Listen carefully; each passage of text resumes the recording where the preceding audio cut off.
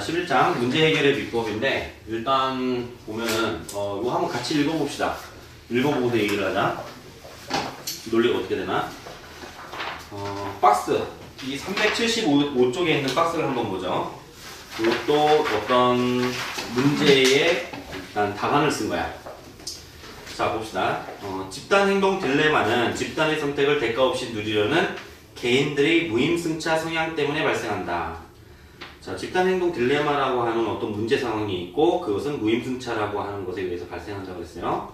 이러한 무임승차의 예방책으로 재심을 나와만은 각각 여전제와 그라민 은행을 예시한다. 자, 그러니까 지금 여기서 얘기하고 있는 게 집단 행동 딜레마가 있는데 이게 문제가 있어요. 문제 상황이 주어졌는데 이것은 무임승차에 의해서 일어난다. 무임승차라고 하는 것은 뭐예요? 내가 비용은 지불하지 않고 혜택만 누리게 될 때, 다른 사람이 지불한 비용으로부터 혜택을 누리게 될 때 무임승차라고 하지. 그지? 그러니까 예를 들어서 버스 탈 때 돈 안 내고 타는 거지. 지하철이나 이런 거 말하는데, 우리 공유주의 비극 같은 경우가 사실 자신들이 합리적인 이익을 추구하는 과정에서 그 황폐화가 일어나고 있다는 걸 알지만 개인들이 그 황폐화를 막으려고 노력을 안 해요. 왜? 공유주의에서 내가 그 노력을 하느라고 비용을 들여서 그 목초 초지를 회복시켜 놓는다 하더라도 풀을 다시 잘 자라게 한다 하더라도 내 비용은 내가 드리고 혜택은 다른 사람이 누리게 되는 거지. 나 혼자만 누리는 게 아니라 나눠서 누린단 말이야. 내가 100만 원을 들였다. 하지만 100만 원이 온전히 나한테 혜택으로 돌아오는 게 아니고 그 100만 원을 우리 구성원 수로 나눈 정도, 평균적으로 그 정도밖에 안 돌아오는 거죠. 나머지는 뭐 하는 거야? 무임승차를 하게 되는 거야. 그럼 공유지 같은 경우, 특히 이제 공공재를 말하는데 그런 경우에는 그 소비를 다른 타인의 소비를 막지를 못해서 그런 거야. 그런 것을 이제 배제 가능성이라고 얘기하는데 배제 가능성이 없어서 그래. 근데 이 집단행동 딜레마도 이제 마찬가지예요. 우리가 집단행동을 하는데 딜레마가 발생해요. 그럴 때 뭐냐면은 집단행동을 통해서 얻는 이익은 같이 누릴 수 있을지 모르지만은 비용 지불은 잘 안 한다는 거지. 근데 사실 그거하고 관련된 거야. 근데 이건 뭐 때문에 발생한다? 무임승차 때문에 발생한다. 이런 무임승차의 예방책으로 뭐라고 했어? 그러니까 그 다음 문장에 이 무임승차의 예방책이니까 무임승차를 없애버리는 거지. 그러면 어떻게 되겠어요? 집단행동 딜레마가 나오겠어? 안 나오겠어? 요게 안 나오게 된다는 거야. 그지? 요게 문제 상황이지? 이게 문제 상황이고 이게 문제야, 문제. 이 문제의 이건 뭐예요? 원인이지? 예방책을 제시한다는 것은 이 원인을 제거하는 해결책을 제시한 거야. 그래서 이 문제가 발생하지 않게 된다. 이렇게 된다는 거죠. 그지? 자, 그걸 제시하는데 이게 재심은 라와 마에 나타나 있다 이런 얘기죠. 자, 그래서 여전제는 일정 경계의 열을 바탕으로 여정이라는 지도자에 의해 중앙계획적으로 통제되는 제도다. 여전제 어디서 봤지? 앞에서 평가할 때 봤죠. 그건 중앙대 문제고 이것은 경희대 문제. 여전제가 몇 번 나왔네 이렇게. 자, 이 제도하에서는 개인은 노동에 비례해 집단적 산물의 혜택을 받기 때문에 무임승차가 예방된다. 그래서 어떻게 해결됐는지를 알 수 있는 거죠. 그래서 이걸 없앤다. 여전제는 이 원인을 제거할 수 있다. 그럼 여전제의 해법은 뭐냐? 자신이 비용을 지불한 만큼 받아가게끔 한다. 그지? 노동한 거에 대가로 노동한 만큼만 노동 산물을 가져가게 됐습니다. 자, 반면 그라민은행은 개인의 자율성과 신뢰의 토대를 둔 탈중심적 대출 제도다. 이 제도에서 한 개인의 채무 불이행으로 인한 신용 하락은 타인의 대출에 피해를 주므로 무임승차가 어렵다고 볼 수 있다. 여기서 신뢰를 바탕으로 하고 있지. 그지? 그라민은행에서는 예를 들어서 내가 만약에 채무 불이행, 돈을 갚지 않아갖고 그 신용이 떨어지게 되면 다른 사람들한테 피해를 주게 돼. 그라민은행은 묶어서 대출을 해주거든, 사람들을. 그지? 담보는 없어도 되는데 이게 우리나라에서 미소금융으로 들어오는 거죠. 이 모델로. 그지? 미소금융으로. 근데 이제 왜냐하면은 그 사람들이 돈을 빌리려면 그냥 막 빌려주질 않아요. 은행에서. 왜? 못 갚을까봐. 그래서 뭐예요? 신용조회하고 갚을 수 있는 능력을 보고. 그러면은 못 사는 사람들은 돈이 없어서 시작을 못 하는데 돈을 못 빌리잖아.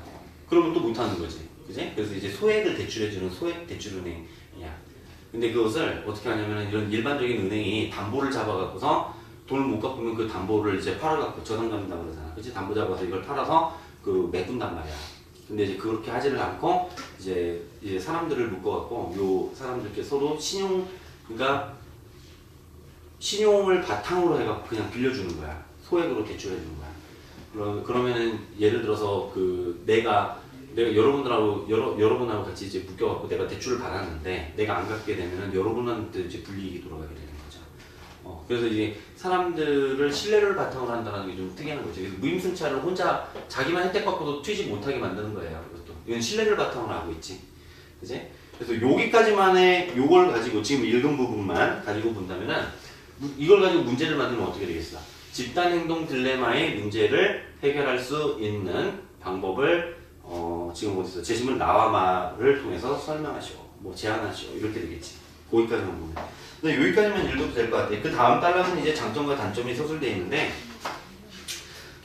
지금 여기 밑줄 친 부분만을 놓고 우리가 문제를 한번 재구성해 놓으면은 이제 이렇게 되겠지. 저 페이지 넘겨서 보듯이 재구성된 문제. 집단 행동 딜레마의 원인을 분석하고 원인이 무임승차겠지. 그리고 원인을 제시하고 이에 대한 제시문 나와 마의 해결책을 설명하시오 이렇게 되는 거죠. 원래 문제는 이렇게 주어졌어요. 라와 마는 집단행동 딜레마의 현상을 해결하기 위한 방안으로 볼 수 있다. 이미 주어진 거야 문제에서. 그 다음에 두 가지 해결 방안의 차이점과 각 방안의 유용성에 대해서 논술하시오.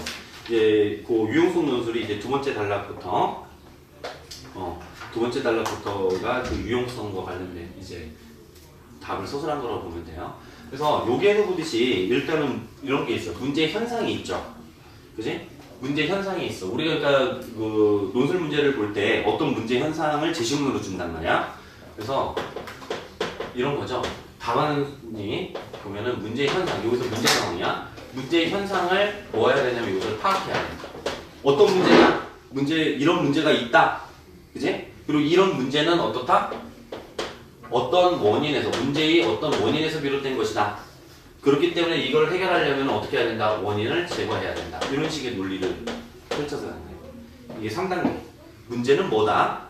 이 문제는 어떤 원인으로부터 비롯된 것이다. 따라서 이 원인을 이렇게 해결할 수 있다. 이런 방향으로. 알겠지? 항상 그 원인에 주의를 기울여야 됩니다. 이 원인 찾기야.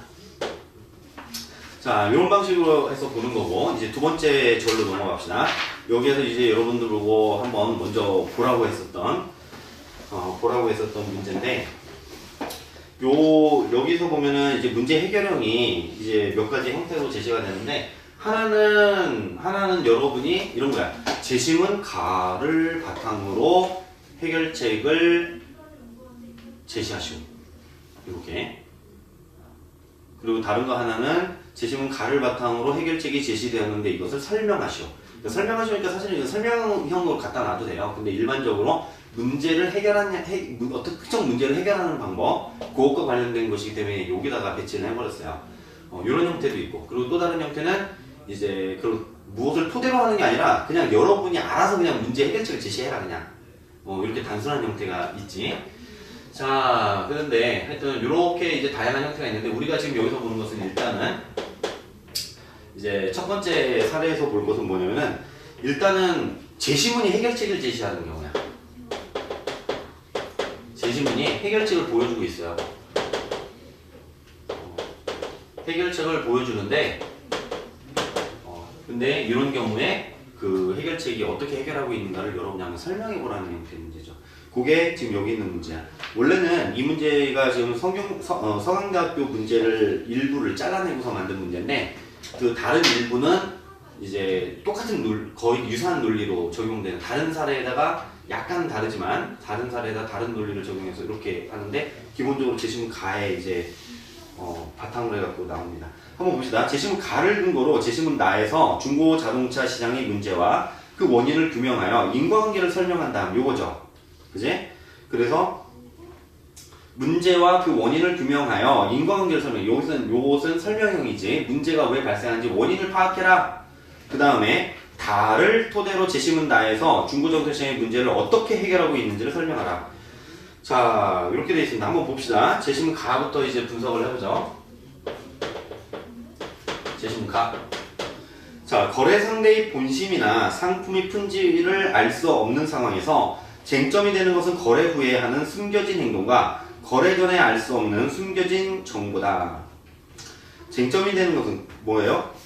거래 전에 알 수 없는 숨겨진 정보, 거래 후에.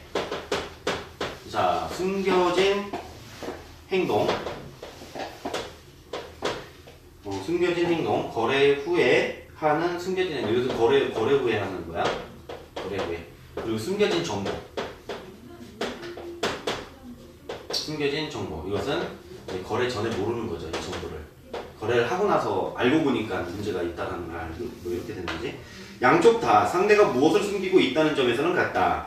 그러나 숨겨진 행동은 그 행동에 대해서 정보를 알지 못하는 것이라고 해석할 수 있다. 결국 숨겨진 행동과 숨겨진 정보는 넓은 의미에서 보면 정보의 문제다. 근데 정보를 모르는 거야. 이것도 나중에 뭐 거래를 하고 나서 얘가 무슨 행동을 할지를 모르는 거지. 알겠지? 선생님이 삭제한 부분은 요거하고 관련되는 거야. 요거랑 사실은 여기 연습 문제다 넣어놨어 맨 뒤에. 근데 그것은 여러분 지금 선생님이랑 이걸 풀 거기 때문에 그건 안 풀어도 괜찮습니다. 자, 사는 쪽과 파는 쪽 거래를 하는 두 사람 사이에 정보의 격차가 있는 상황을 경제학에서는 정보의 비대칭성이라고 부른다. 파는 쪽이 정보를 갖고 있는 경우도 많고 사는 쪽이 정보를 갖고 있는 경우도 많다. 예를 들어 노동력의 거래를 생각해보자. 노동 능력에 대한 정보는 노동력을 파는 쪽, 취업하려는 사람이죠. 그치? 자신의 능력에 대해서는 자기가 알고 있단 말이야. 그 구매하려는 사람은 모르지. 그러니까 회사에서는 그걸 모르죠. 근데 파는 쪽에 잘 알고 있다. 그러나 얼마나 치열한 환경에서 일해야 하는지에 관한 정보는 노동력을 사는 기업밖에 모른다고 해도 과언이 아니다. 그치? 기업에 들어가려고 하지만 사실 그 기업이 얼마나 빡셀지 힘들지 이런 거 모른단 말이야. 그래서 지금 정보의 비대칭성에 대해서 얘기를 하고 있는데 이 정보의 비대칭성을 보면은 이렇게 숨겨진 행동에 대한 비대칭 그리고 정보에 대한 거 이렇게 두 개로 나눴습니다. 자, 정보의 비대칭성이 불러오는 전형적인 문제인 시장 실패, 즉 시장에 의한 자원 배분이 효율적이지 못한 것은 숨겨진 행동과 숨겨진 정보의 경우로 구분할 수 있는데 둘 다 비슷한 것처럼 보이지만 이 두 가지를 확실하게 구별하면 문제의 구조를 알기 쉽다. 두 개를 좀 구별해서 보라는 얘기죠. 그래서 실제로 여기서 또 예시도 보면은 우리가 이 중고자동차는 숨겨진 정보와 관련이 되거든. 근데 다른 예시는 보험이야, 보험. 다른 예시는 보험 시장의 실패. 시장의 실패라는 건 뭐냐면은 자유주의 경제학에서 뭐라고 합니까? 시장은 가장 효율적으로 자원을 배분하는 것이라고 얘기를 하거든. 그런 기능을 수행할 수 있다고. 그런데 실제로 그렇지 못하다라는 것이 이 정보의 비대칭성 때문에 발생하는 문제 때문에 그래. 물론 다른 것도 있어요. 예를 들어 외부 효과의 문제도 시장의 실패를 보여주는 건데 여러 가지가 있는데 정보의 비대칭성 때문에 효율적인 거래가 일어나진 않아. 거래가 효율적으로 자원 배분이 일어나지 않는 그런 상황이 벌어지게 됩니다.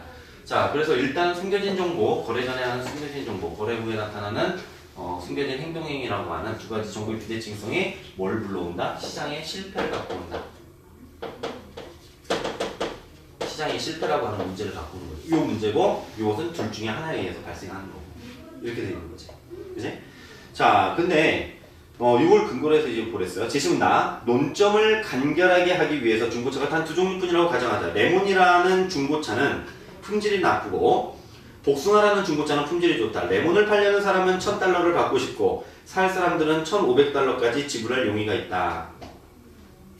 자, 레몬은 $1,000를 받고 싶고 살 사람은 $1,500. 자, 복숭아의 경우 판매자는 $3,000에 이제 팔려고 하고 구매자는 $4,000 정도에 거래할 의향이 있다. 이제 좋다고 할 경우에. 자, 근데 만약 시장에 나온 중고차 중에서 레몬과 복숭아가 반반씩이라면 거래되는 중고차가 레몬인지 복숭아인지 모르는 상태에서 한 대당 기대할 수 있는 최고가는 다음과 같다. 자, 기대할 수 있는 최고가는 이제 반반이니까 2분의 1을 곱했고 2분의 1 곱하기 $1,500. 살 사람이 $1,500를 지불을 하겠죠. 어느 경우에? 레몬인 경우에. 그 다음에 복숭아인 경우에는 얼마까지 지불할 겁니까? $4,000까지. 그럼 그것도 2분의 1의 확률로 이제 이렇게 지불을 하는 거야. 그래서 2분의 1 곱하기 $1,500 더하기 $4,000 하는 거야. 그럼 얼마입니까? 이게 $2,750의 기대값이 나오는 거지. 그지? 그러니까 $2,750를 낼 것이라고 기대가 되는 거죠. 자, 근데 자신이 팔려는 차가 복숭아라는 것을 아는 판매자는 이 가격에 거래할 의사가 없어. 왜? 복숭아 판매자는 얼마에 팔 거니까? $3,000에 팔 거고. 근데 $2,750밖에 기대가 안 돼. 그럼 어떻게 되겠어요? 물건을 다 걷어들이게 되겠지. 따라서 이 가격에는 당연히 레몬들만 시장에 나올 것이다. 이 점을 알고 구매자들은 $1,500 이상 주려고 하지 않을 것이다. 자, 합리적으로 계산을 해보니까 어때요? 난 $2,750까지 낼 건데 $3,000를 원하는 애들은 물건을 다 걷어들일 거고 그러면은 레몬만 남을 것이고 그럼 레몬만 남는다면 나는 사실상 1,500달러까지밖에 안 줄 거야. 이렇게 되는 거야. 그러면 어떻게 됩니까? 거래가 안 일어나는 거죠. 그런데 실제로 중고차 거래가 활발하게 이루어지고 있어. 그지? 있는 원인 중 하나는 중고차 판매자가 보증서를 제공하는 것이다. 자, 뭐라고 했습니까? 중고차 판매자가 뭐 한다고 그랬어요? 중고차 판매자가 어떻게 한다? 보증서를 제공해. 보증서를 제공해. 그러는 보증서는 뭘 얘기하는 거겠어? 자, 이것은 구입 후 일정 기간 내에 고장이 나서 중고차가 엉망이라는 것을, 거래 전에 이게 뭐 하는 거야? 중고차에 대한 정보가 없는 거죠. 중고차가 레몬인지 복숭아인지 이걸 알지 못해요. 그래서 보증서를 통해서 내 차 괜찮은 거야, 사. 그런데 만약에 문제가 생기면은 내가 뭐 1년 아니면 6개월 이동하는 데가 뭐 무상 수리해줄게, 이렇게 품질 보증을 해줘버리면은 이런 거죠. 아, 믿을만 하구나. 너 정보를 제공하고 있다고 믿는 거죠. 괜찮은 차라는.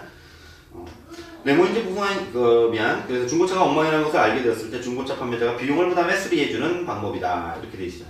자, 그러니까 뭐예요? 여기서 숨겨진 정보를 없애는 방법으로. 숨겨진 정보 때문에 시장에 실패가 나타나는데 숨겨진 정보를 없애는 방법으로 보증서를 제공하고 있는 거지. 자, 이것을 뭘 통해서 재심은 다, 그래서 인과관계를 설명하라고 하는 것은 뭡니까? 중고차 시장에서의 문제는 뭐만 남는다라는 거예요?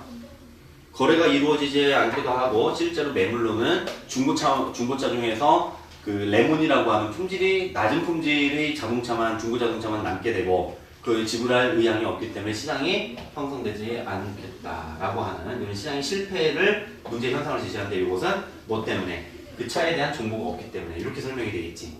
자, 그 다음에 제시문 다를 토대로 나에서 중고자동차 시장의 문제를 어떻게 해결하고 있는가? 이것을 다를 토대로 설명을 해요. 인사 담당자인 당신은 연봉 5만 달러에 일할 학부 졸업생을 무작위로 고용하고 있는데 회사는 무능한 직원들 때문에 상당한 손실을 입고 있다. MBA 학위를 가진 한 사람이 당신에게 와서는 학위가 사람의 재능을 판단하는데 얼마나 유용한 수단이 되나를 설명한 다음 이렇게 말한다. 이제 제가 훌륭한 경영자가 될 것임을 아셨으니 제가 일하게 돼서 기대할 수 있는 회사의 이익을 100만 달러 정도 높게 잡으십시오. 제게 7만 5천 달러 이상 연봉을 주시면 일하겠습니다. 자, MBA 학위 취득 여부가 사람들이 재능에 달려있고 따라서 주로 재능이 있는 사람들이 MBA 학위를 취득한다면 상대이지 않은 설득력이 있어진다. 설득력이 있는 거죠. 여기에서는 지금 뭐 하는 거예요? 일단은 회사에서 볼 때 기업의 입장에서는 어떻습니까? 이 지금 고용하려는 그지? 이 직원의 그러니까 이제 신입사원이라고 되냐? 어쨌든 이제 신규 채용 직원의 신규로 채용할 직원의 뭘 몰라요? 능력을 모르지. 이게 뭐예요? 정보가 없는 거야. 얘가 잘하는 애인지 능력이 있는지 없는지. 그러니까 얘는 어떻게 합니까? 먼저 뭘 얘기해요? 자, 이 직원이 채용되는 지원자의 입장에서는 지원자는 뭐라고 합니까? MBA 학위가 있어. 그러면은 니네들 저기는 회사 이익은 100만 달러 정도 더 생길 거야. 날 고용하면. 이런 거죠. 근데 일반적으로 MBA라고 하는 것은 아무나 갖는 것은 아니지. 그러니까 능력이 있는 사람들이 MBA를 딴다라고, 저 학위를 딴다라고 생각을 하기 때문에 뭐 하는 거야? 자신의 뭘 제공하는 거야? 능력에 대한 정보를 제공합니다. 그지? 마찬가지죠. 그러니까 여기에서도 어떻게 해결하고 있어? 중고차 판매자가 뭘 제공해? 보증서를 제공하는 것은 중고차에 대한 뭘 제공한다? 정보를 제공하는 거죠. 그래서 숨겨진 정보를, 이 정보의 비대칭성을 해소하게 되는 겁니다. 이런 방식의 이제 논리를 가지고 쓰는 거야. 알겠지? 자, 두 번째 문제가 좀 긴데, 이건 중앙대학교 문제입니다. 자, 여기서는 제시문을 통해서 문제 해결 방안의 논리를 제시문에 도출하는 거야. 문제 해결의 방안을 이제 제시문에서 이것도 끌어오는 거야. 아까는 여기에서 해결책이 있으니까 그것을 갖고 설명해 보라는 거고, 여기서는 여러분이 해결책을 제시해 보시오, 이런 거죠. 이런 것이 이제 실제로 이제 문제 해결 방안이라고 하는 이 문제 해결의 기법이라고 하는 요거에 이제 가장 부합하는 그런 형태의 문제입니다. 이 가장 자주 나오는 형태. 자, 제시문 가에서 묘사된 두 여인의 언어 사용. 자, 요것이 이제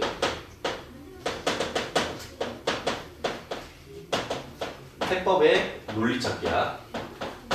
근데 문제 보면은 별로 어렵지 않아. 이거 보면은 뒤에 해결책 보면은 자 제시문 가에서 묘사되는 여인의 언어 사용을 토대로 나에 나타난 융합 방식을 비판하고 비판했으니까 뭐겠어요? 문제점이 드러났겠지. 그 다음에 뭐해라? 다이 논지에 근거하여 바람직한 융합 방식을 서술하시오. 바람직한 융합 방식을 제시해라 이런 거예요. 방법에 대해서. 자 제시문 가를 봅시다. 동남아인 두 여인이 소곤거렸다. 고향 가는 열차에서 나는 말소리에 귀 기울였다.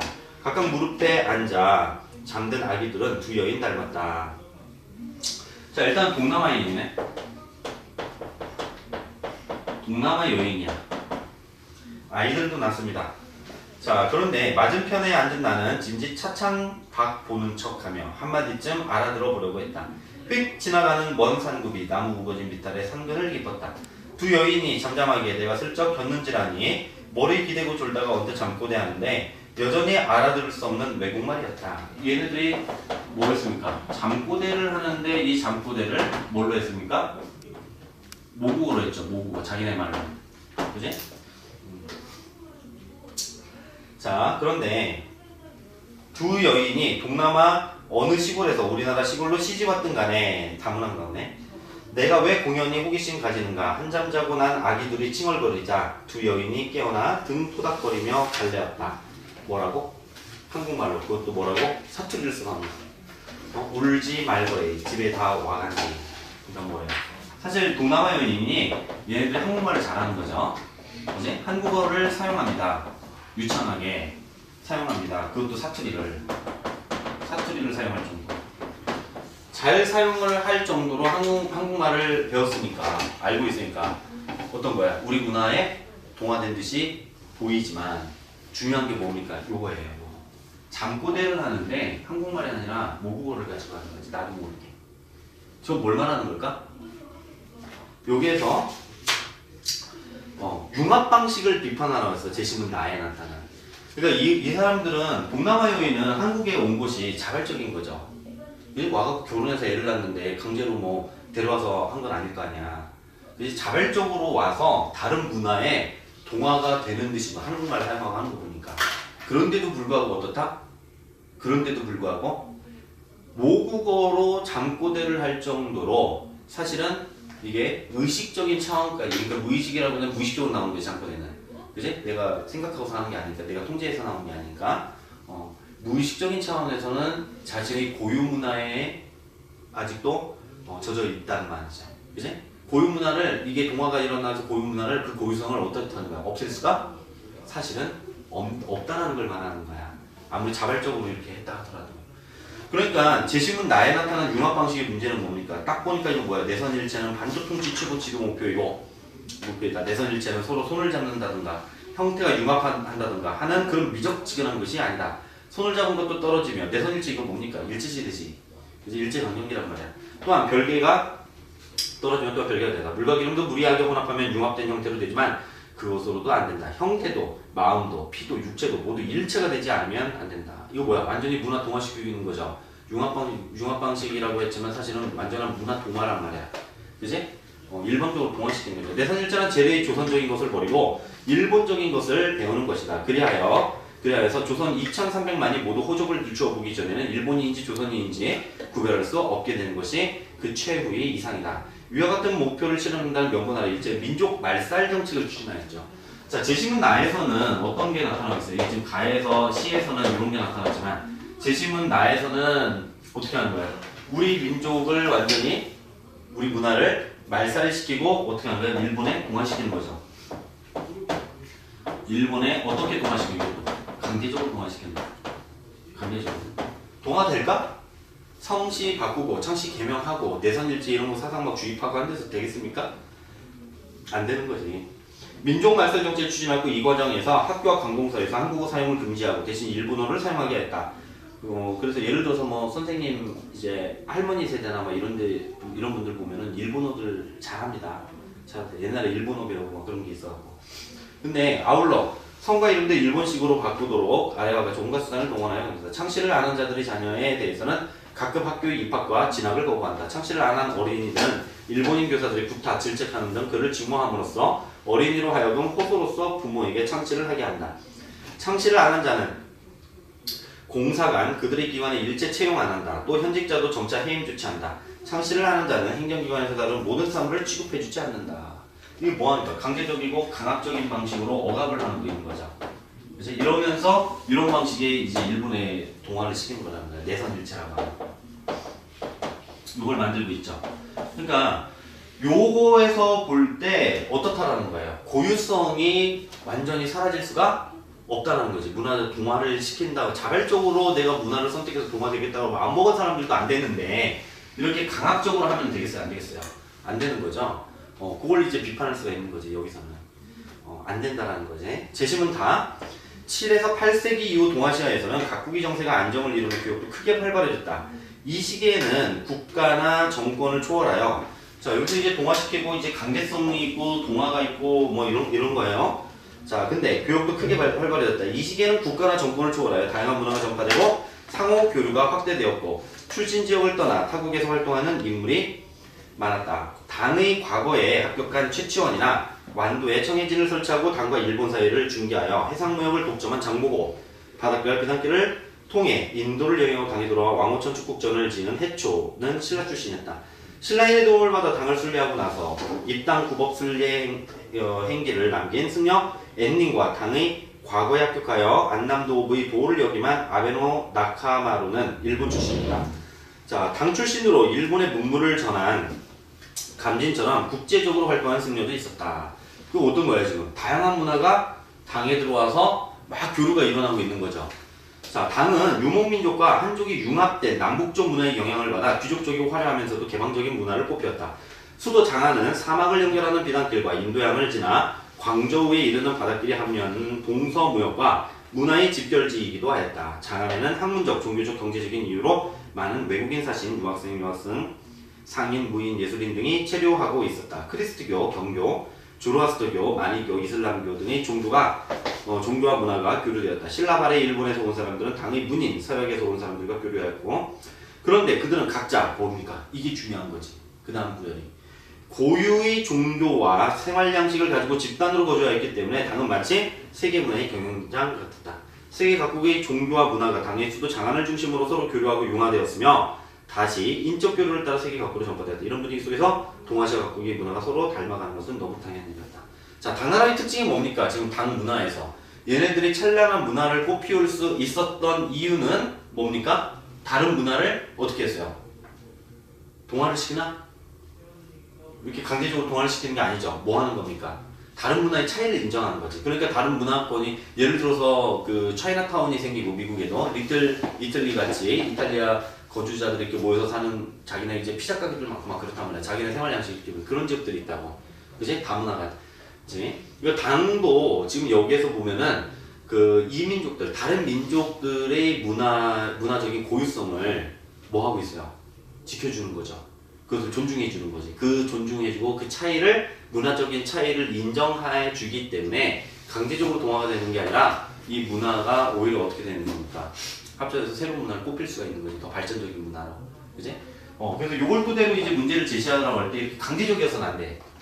강제적이어서는 안 되고 자발적인 문화 교류가 일어날 수 있도록 상대 문화에 대한 뭐가 있어야 됩니까? 여기는 존중을 안 하죠. 그치? 제시문화에서는 존중하고 차이를 인정하고 그 문화의 고유성을 존중하고 이런 것들이 필요하다고 이제 답을 쓸 수가 있는 거지. 이해되니? 별로 어렵지 않습니다.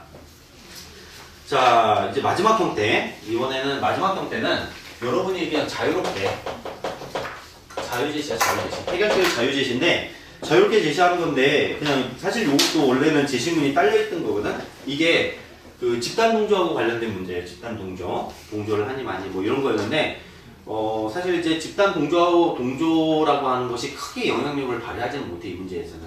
그 앞에 있던 제시문들이. 근데 문제를 보자. 보기에서 A가 어떻게 행동하는 것이 바람직할지에 대하여 자신의 견해를 논술하시오. 집단 동조와 관련해서 이야기는 물론 될 수 있어요. 한번 봅시다. 자, 최근 대기업에서 명예퇴직한 A는 중마고 5명과 함께 인터넷 쇼핑몰을 열고 신개념 등산화를 판매했다. 그들의 전 재산을 투자해 개발한 이 등산화는 자세 교정 기능까지 갖춘 첨단 제품으로 전문가들로부터 호평을 받았다. 그 좋은 등산화네. 그런데 사업을 시작한 지 2달이 넘도록 판매는커녕 쇼핑몰 방문자도 극소수에 불과했다. 너무 실망한 나머지 A는 기분 전환을 위해 일주일간 여행을 떠났다. 여행에서 돌아온 A는 깜짝 놀랐다. 불과 일주일 사이에 쇼핑몰 방문자 수가 1000명에 이르고 구매한 제품에 매우 만족한다는 사용 후기들이 수십 편이나 남겨져 있었다. 또한 A는 그 5친구 중 한 명으로부터 뜻밖의 이야기를 듣게 되었다. A가 여행을 떠난 사이 친구들이 합의해서 쇼핑몰 방문자 수를 부풀리고 자신들이 구매자인 것처럼 꾸며서 그 등산화를 극찬하는 후기를 올려놓았다는 것이다. 만약 A가 이 사실을 포털업체에 알리면 쇼핑몰은 즉각 폐쇄될 것이며 앞으로 인터넷상에서 어떤 사업도 할 수 없게 된다. 뿐만 아니라 투자한 돈도 모두 잃고 그동안 쌓아온 우정도 산산조각 날 것이다.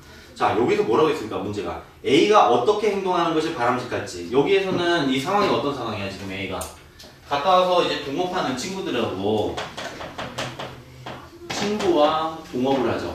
동업으로 뭘 합니까? 쇼핑몰을 운영하고 있어요.